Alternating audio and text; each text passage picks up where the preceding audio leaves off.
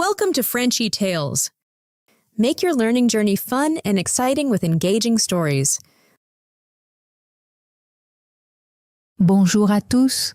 Aujourd'hui, je veux partager une histoire de chagrin, de guérison et d'une nouvelle vie après un divorce. Beaucoup de personnes pensent que la vie est terminée après un divorce. Elles pensent qu'elles seront toujours seules. Elles pensent que le bonheur ne reviendra jamais. Mais cette histoire ne parle pas de perdre l'espoir.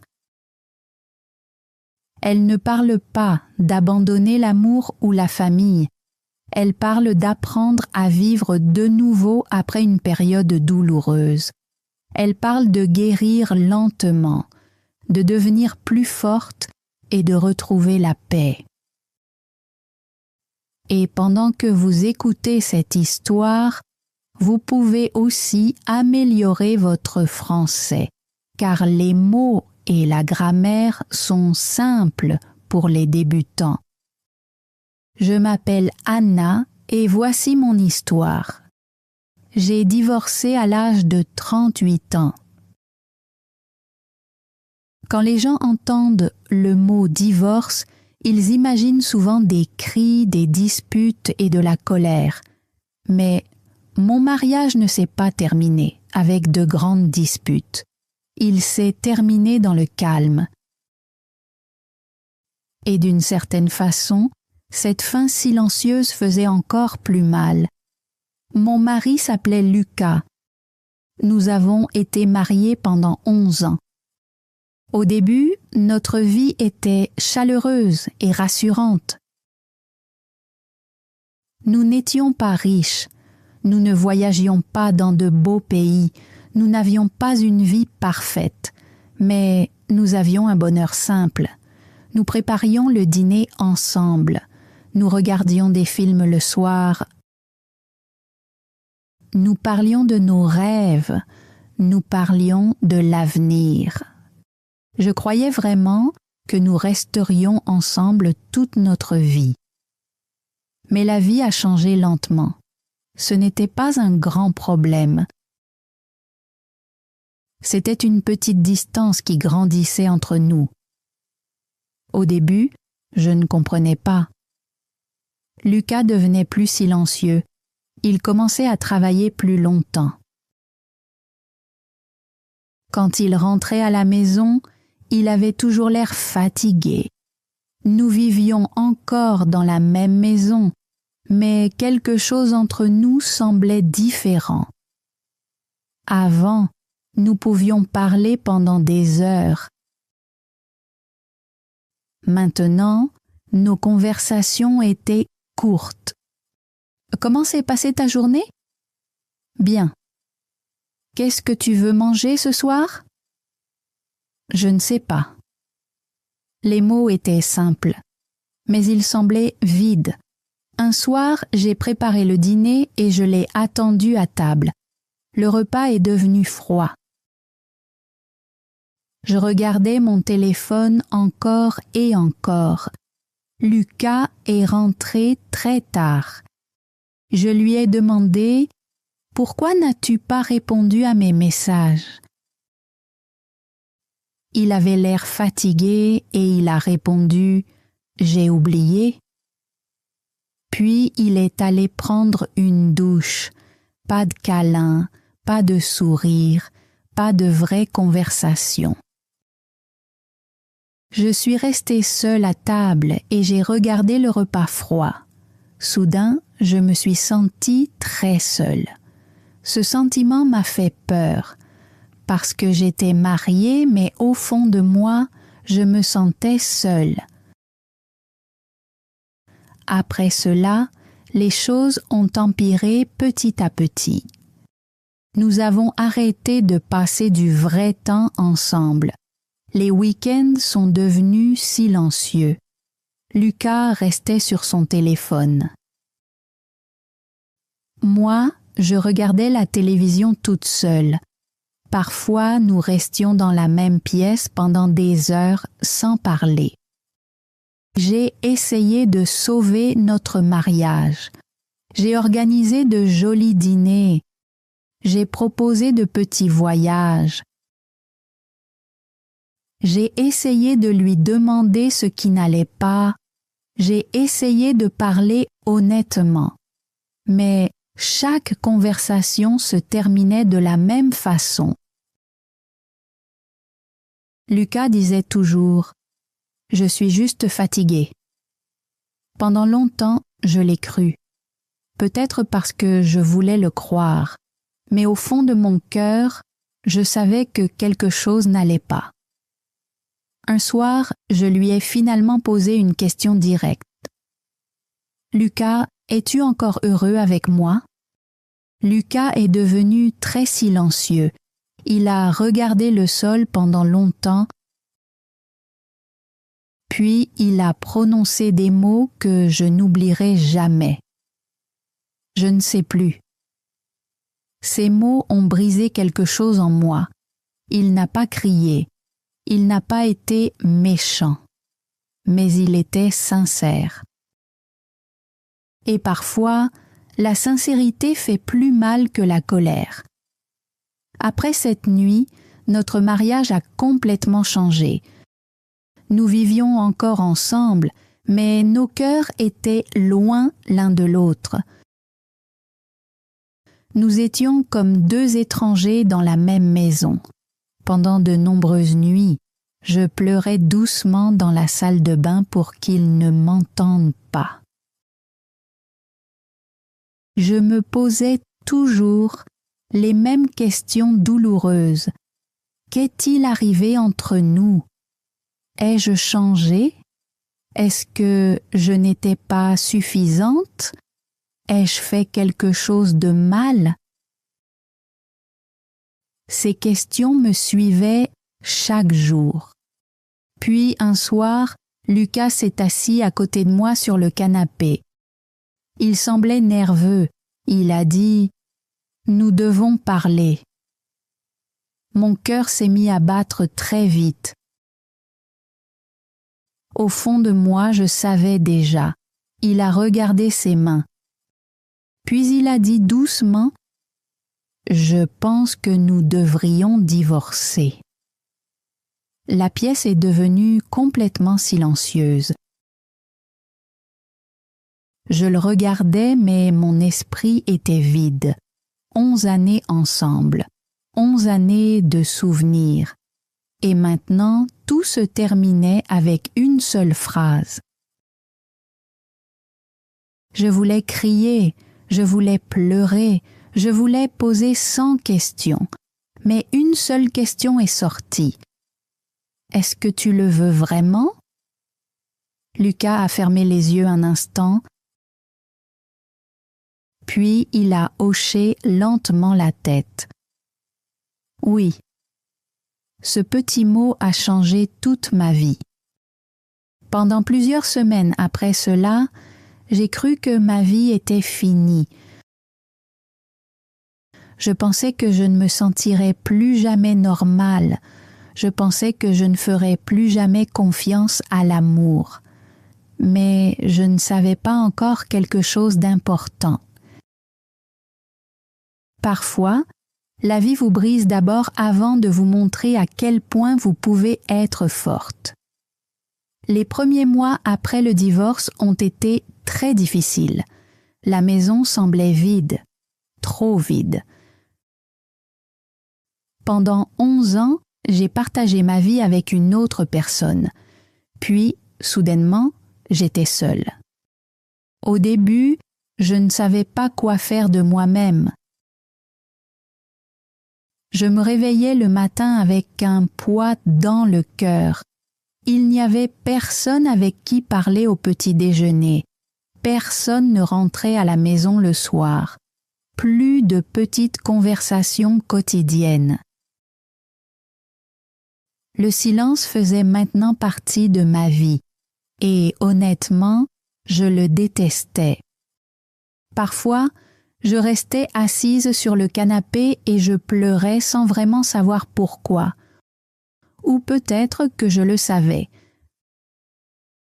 Je faisais le deuil de mon ancienne vie, pas seulement de mon mariage, je faisais aussi le deuil du futur que j'avais imaginé.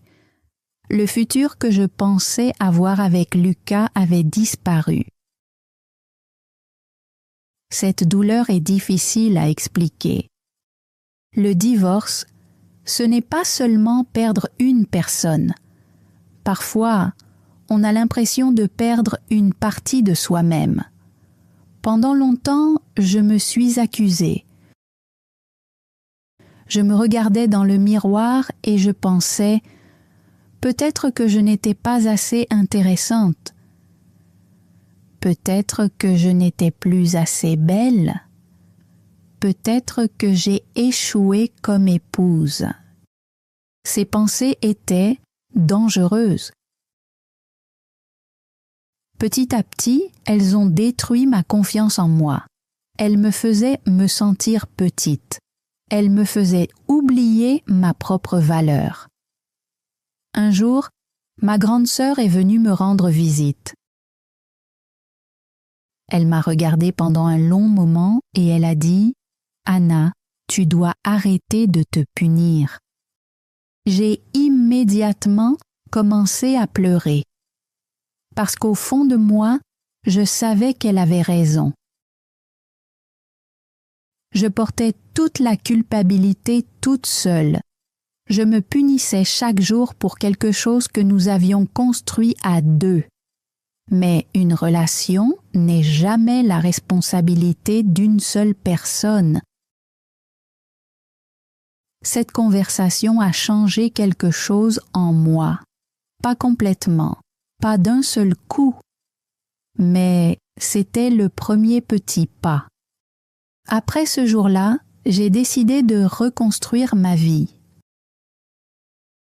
Lentement, pas parfaitement, pas rapidement, juste un petit pas à la fois. Au début, j'ai fait des choses très simples. J'ai nettoyé mon appartement, j'ai déplacé quelques meubles, j'ai acheté de nouveaux rideaux, j'ai essayé de préparer des plats que je n'avais jamais cuisinés auparavant. Ces choses peuvent sembler petites, mais elles m'ont aidée à sentir que j'étais de nouveau vivante. Puis j'ai commencé à marcher chaque soir. Au début, je marchais simplement parce que je ne voulais pas rester seule dans l'appartement. Le silence à la maison semblait toujours lourd. Mais avec le temps, ces promenades du soir sont devenues spéciales pour moi. L'air frais aidait mon esprit à se calmer. J'ai recommencé à remarquer le monde autour de moi. Les gens qui promenaient leurs chiens, les enfants qui riaient dans le parc, les amis qui buvaient un café ensemble, les couples qui se tenaient la main. Au début, ces choses me rendaient triste.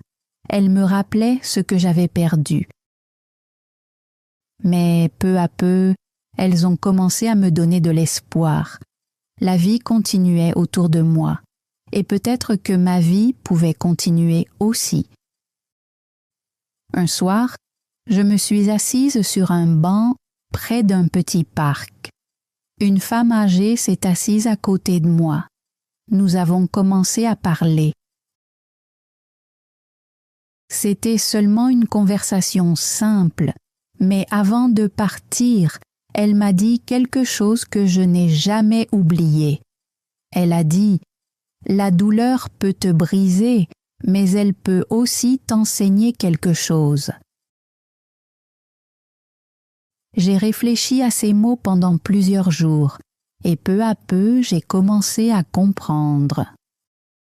J'avais deux choix, je pouvais rester brisée pour toujours, ou je pouvais construire une nouvelle version de moi-même. Peut-être que je ne serais plus jamais la même femme, mais peut-être que je pouvais devenir une femme plus forte. Alors, j'ai commencé à prendre davantage soin de moi, pas d'une manière égoïste, d'une manière saine. J'ai recommencé à lire des livres. J'ai commencé à me coucher plus tôt. J'ai commencé à manger plus sainement. Et j'ai arrêté de regarder les réseaux sociaux de Lucas. C'était très important. Parce que chaque fois que je regardais sa vie, je me faisais encore du mal. J'essayais de guérir, mais je continuais à rouvrir la blessure. Quand j'ai finalement arrêté de regarder en arrière chaque jour, guérir est devenu un peu plus facile. Les mois ont passé. La douleur n'a pas disparu soudainement. Certains jours étaient encore difficiles. Certaines nuits semblaient encore solitaires. Mais j'étais en train de changer, petit à petit. Puis quelque chose d'inattendu est arrivé. Un jour, mon ami m'a invité à un petit dîner d'anniversaire. Au début, je ne voulais pas y aller, j'étais nerveuse, je manquais de confiance en moi. J'avais l'impression que tout le monde allait me regarder et penser « Elle est divorcée ». Je me sentais plus âgée, je me sentais brisée. Mais finalement, je me suis dit « Va simplement passer une soirée ». Alors j'y suis allée. Ce soir-là, j'ai rencontré un homme qui s'appelait Daniel. Il était calme et gentil. Il n'était pas bruyant. Il n'essayait pas d'impressionner tout le monde. Il écoutait simplement. Nous avons parlé pendant longtemps. Nous avons parlé des livres, du travail, de la nourriture et de la vie simple. Et pour la première fois depuis de nombreux mois, j'ai ri. Un vrai rire. Pas un rire de politesse, pas un faux sourire. Un vrai rire qui venait du fond du cœur. Ce sentiment me faisait un peu peur, parce qu'après un divorce, le cœur devient craintif. Il a peur de faire confiance, il a peur d'aimer, il a peur de croire en quelqu'un de nouveau, il a peur d'être blessé encore une fois. Et honnêtement, moi aussi, j'avais peur. Mais Daniel ne me mettait pas de pression. Il n'essayait pas de devenir important dans ma vie trop rapidement. Il était simplement gentil. Et après tout ce que j'avais vécu, cette gentillesse semblait très précieuse. Ce soir-là, quand je suis rentrée chez moi, je me suis arrêtée devant le miroir. J'ai regardé mon visage. Et pour la première fois depuis longtemps, j'ai vu quelque chose de différent dans mes yeux. Une petite lumière, un petit espoir. Après cette soirée, quelque chose a changé. Pas tout, pas soudainement, mais quelque chose de petit. J'ai commencé à me sentir un peu plus ouverte à la vie. Daniel et moi avons commencé à parler davantage. Au début, ce n'était que de simples messages. Comment s'est passée ta journée? Tu as mangé? Tu vas bien?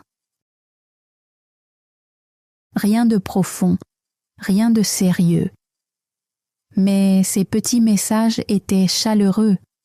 Pendant longtemps après mon divorce, je ne me sentais à l'aise avec personne.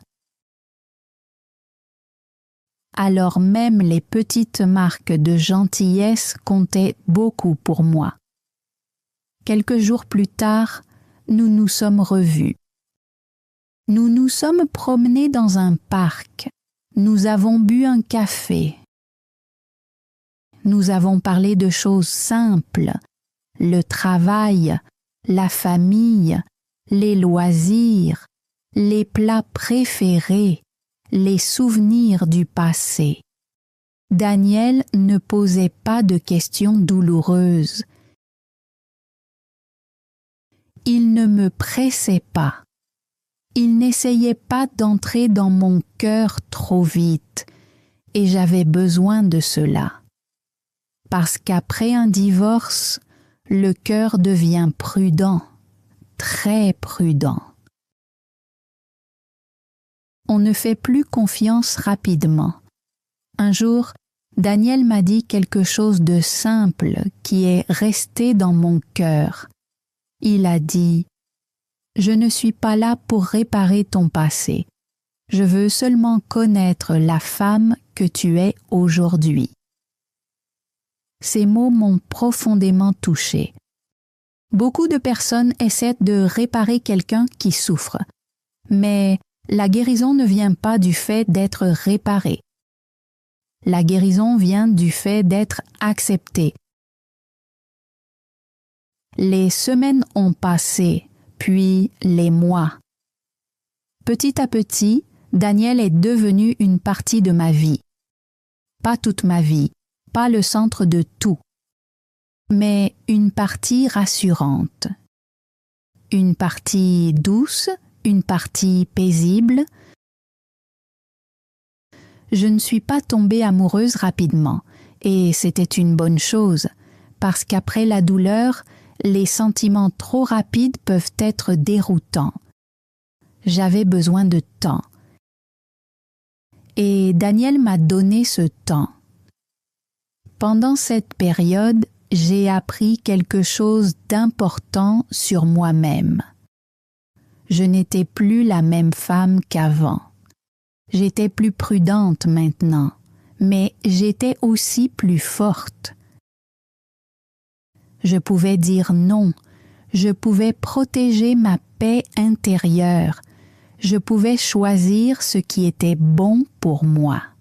Un soir, j'ai décidé de dire la vérité à Daniel. Je lui ai parlé de mes peurs.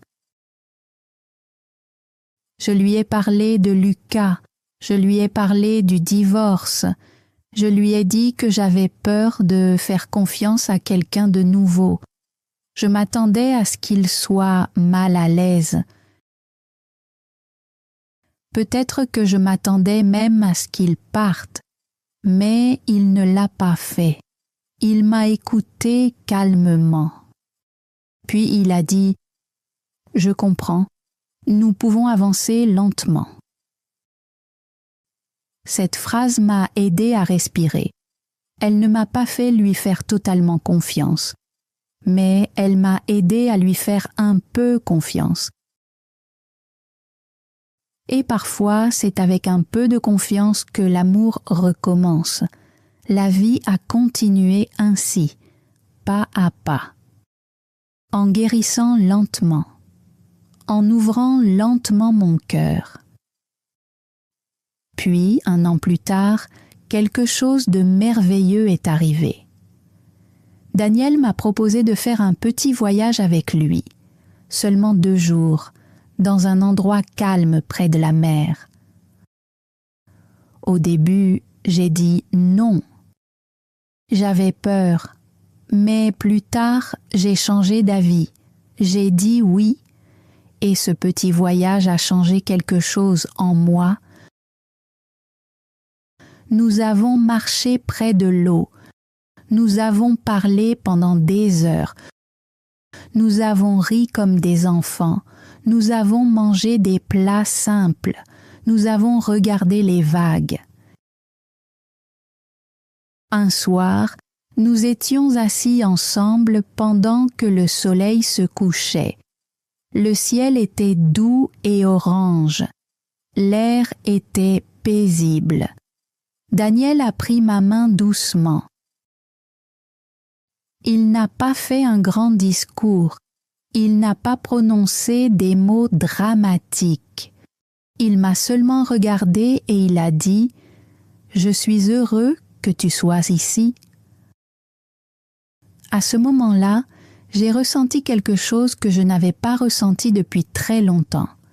La paix pas de l'excitation, pas de la peur, pas de pression, seulement la paix. Et j'ai compris quelque chose d'important. L'amour après la douleur est différent. Il n'est pas bruyant. Il n'est pas rapide. Il ne se précipite pas. Il est calme. Il est prudent. Il est doux. Et parfois, ce genre d'amour est le plus vrai de tous. Quand je suis rentrée chez moi, j'ai regardé ma vie d'une manière différente. Je n'étais plus la même femme qui pleurait chaque nuit après le divorce. Je n'étais plus la même femme qui se sentait perdue dans le silence.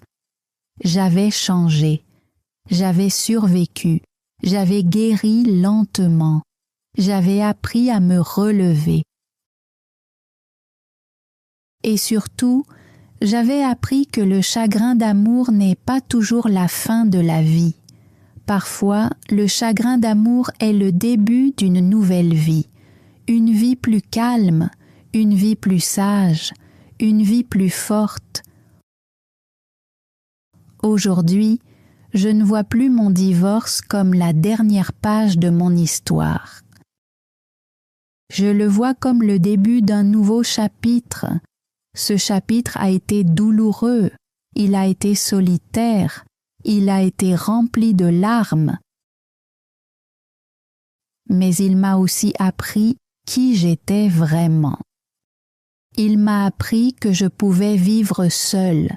Il m'a appris que je pouvais sourire de nouveau. Il m'a appris que je pouvais aimer encore une fois, mais cette fois avec plus de paix et plus de respect pour moi-même. Alors, si vous écoutez mon histoire et que vous souffrez en ce moment, souvenez-vous de ceci. Votre vie n'est pas terminée. Vous n'êtes pas brisé pour toujours. Vous traversez seulement un chapitre difficile, et un chapitre difficile ne représente pas tout le livre. Peut-être qu'aujourd'hui semble lourd, peut-être que votre cœur est fatigué, peut-être que vous pensez que le bonheur ne reviendra jamais, mais la vie peut encore vous surprendre. Lentement, doucement, avec délicatesse, tout comme elle m'a surprise. Merci d'avoir regardé toute cette histoire. Si vous êtes resté jusqu'à la fin, je vous remercie sincèrement. L'histoire d'Anna nous enseigne quelque chose d'important. Après la douleur, la guérison est possible. Après le chagrin d'amour, la vie peut recommencer. Maintenant, j'ai un petit exercice pour vous. Le mot du jour est la guérison. Écrivez une phrase simple dans les commentaires avec le mot guérison. Par exemple, Anna a trouvé la guérison après son divorce. Ou la guérison demande du temps. Dites-moi aussi, pensez-vous qu'Anna a été courageuse de recommencer sa vie? Oui ou non? Si cette histoire vous a aidé à pratiquer votre compréhension du français, n'oubliez pas de vous abonner à la chaîne pour découvrir d'autres histoires simples en français. Continuez à écouter, continuez à pratiquer et à bientôt dans la prochaine histoire. Thanks for joining Frenchy Tales. Don't forget to like, subscribe, and keep learning through stories. See you next time.